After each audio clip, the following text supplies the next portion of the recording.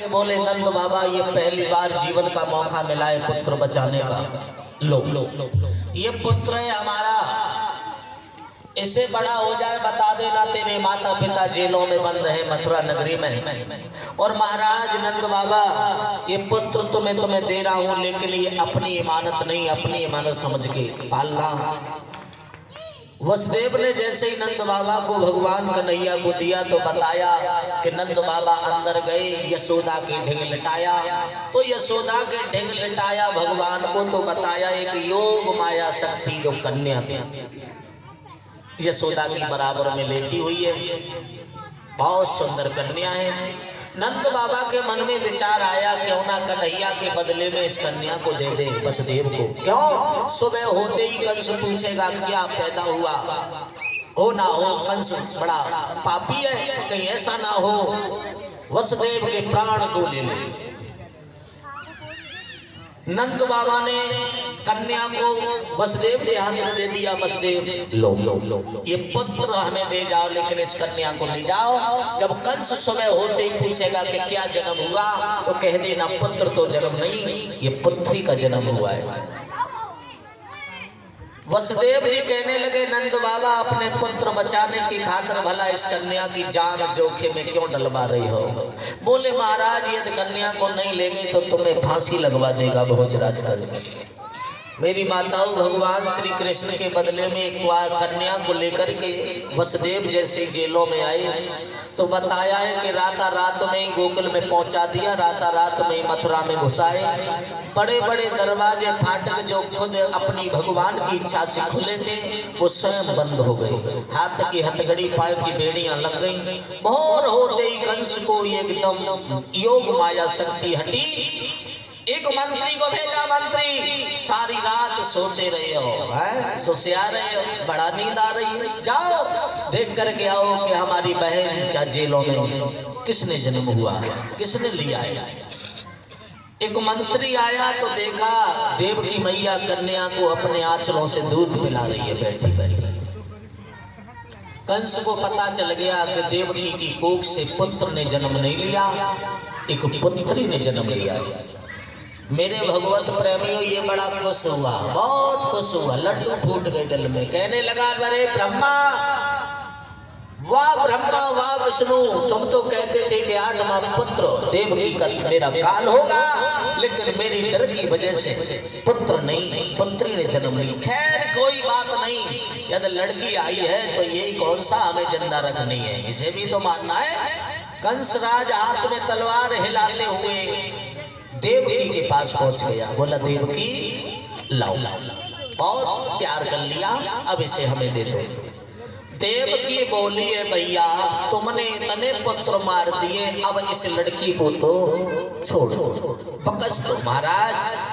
अरे अब ये कन्या तुम्हारा क्या बिगाड़ेगी। कंस ने जवाब दिया हमें ये जिंदा नहीं रखनी है, हमें जिंदा नहीं रखनी है। कोई पता नहीं ब्रह्मा का, कोई पता नहीं देवताओं का, हमारा काल ये लड़की बन जाए। माताओं देवकी मना करती रही, लेकिन ये पापी नहीं माना।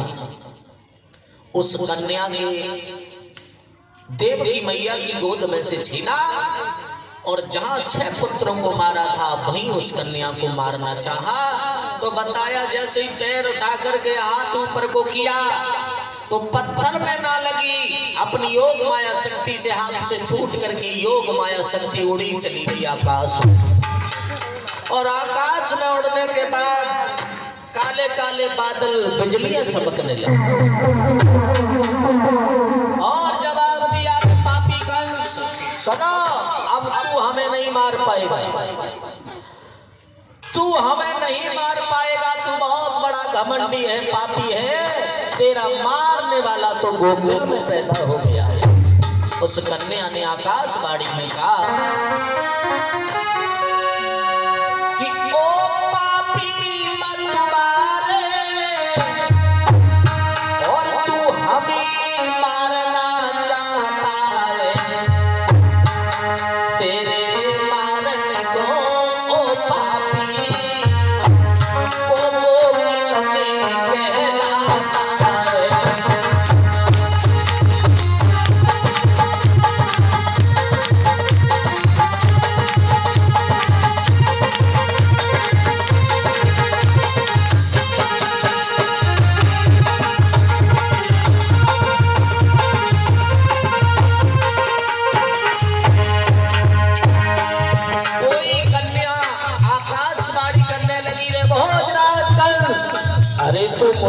मारेगा।